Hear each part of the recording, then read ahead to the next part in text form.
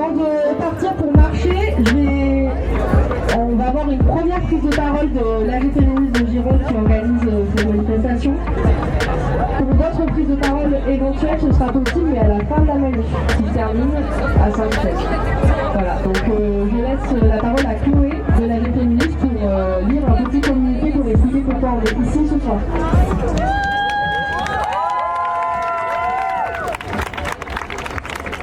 Salut à tous et toutes, donc moi c'est Chloé de l'AG féministe. Franchement on s'attendait pas vraiment à être aussi nombreuses et nombreuses, et franchement là ça a quand même de la gueule parce que je crois qu'on est tous et toutes très en colère. On a pas mal de raisons d'être en colère aujourd'hui. La première raison sur laquelle je voulais revenir, c'est pourquoi on a proposé cette manifestation en premier lieu. D'abord c'était juste après l'annonce de Barnier comme Premier ministre. Une première raison de la colère, puisque certes, certains pourront dire que ce qui s'est passé à partir de la dissolution, voilà, c'est un moment qui s'est terminé avec Barnier Premier ministre, et que voilà, maintenant c'est foutu, Macron a fait du Macron, et puis on est dans la merde. Mais nous on pense qu'il y a quelque chose qui s'ouvre en fait dès maintenant. Ça va être toute une série d'attaques contre l'ensemble des travailleurs, des travailleuses, des jeunes, des femmes, etc. C'est-à-dire une attaque pro-patronale dans la défense des intérêts du patronat, et qui va s'attaquer évidemment à toutes les minorités, puisque finalement on a bien vu que le en même temps de Macron, c'est de mettre un mec qui plaît à la fois au patron et à la fois à l'extrême droite. Et ça nous donne Michel Barnier.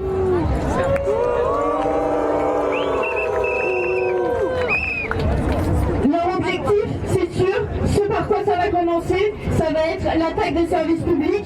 De toute façon, ils nous ont annoncé la couleur, il faut rembourser la dette. Nous on dit tout de suite, cette dette, elle est illégitime. La seule chose à quoi elle sert, c'est de donner de l'argent à ceux qui en ont déjà.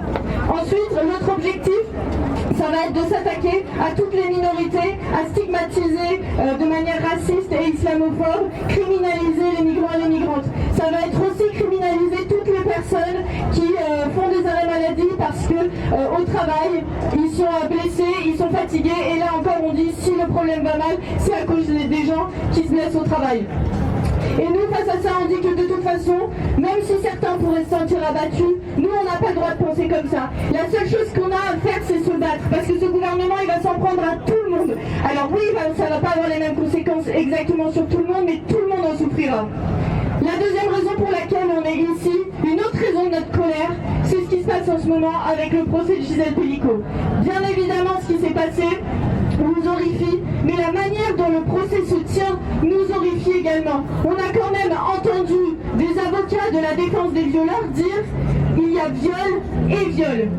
Et ça pour nous c'est absolument insupportable. Déjà la première chose qu'on voulait dire, c'est qu'on soutient et on croit toutes les personnes qui disent avoir été victimes de viol. Ça c'est sûr. Ensuite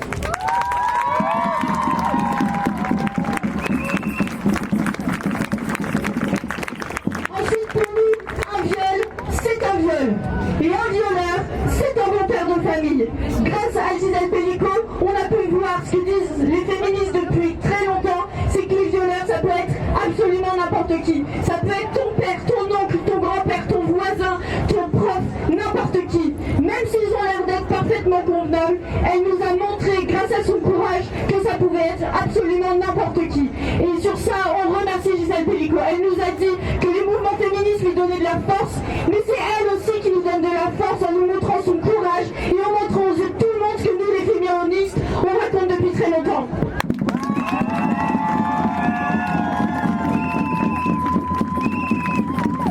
Et là où il y a un lien entre les deux, entre Michel Barnier et cette affaire Pelicot, c'est bien évidemment le traitement qui va être fait de la violence faite aux femmes. Parce que nous, on commence à en avoir un petit peu marre, effectivement, de pleurer nos mortes et de défendre, de soutenir les personnes victimes de viol. Nous, ce qu'on veut, c'est que les violences, elles s'arrêtent maintenant.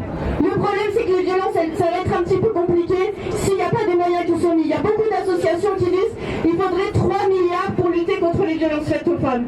Ok, pour commencer à lutter contre les violences faites aux femmes. Sauf qu'avec ce gouvernement Barnier, déjà, petite parenthèse, à chaque fois qu'il a pu voter, il s'est exprimé contre les droits des femmes, ne serait-ce que par exemple dans les hôpitaux, il a voté contre la possibilité qu'il y ait des espaces d'accueil pour les femmes victimes de violences sexuelles.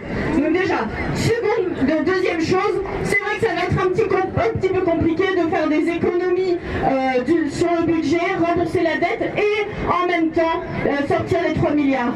Donc ce que ça nous montre, c'est qu'on n'a pas le choix de se battre. Le gouvernement ne nous écoutera jamais si on n'impose pas un rapport de force, si on ne se bat pas dès maintenant dans la rue et dans toutes les autres dates qui sont prévues.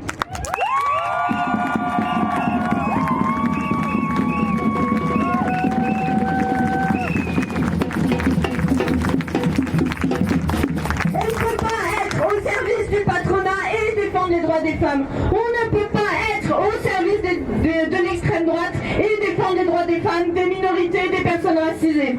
Donc ça n'appartient qu'à nous, dès maintenant, de construire, de réfléchir au monde qu'on a envie de construire.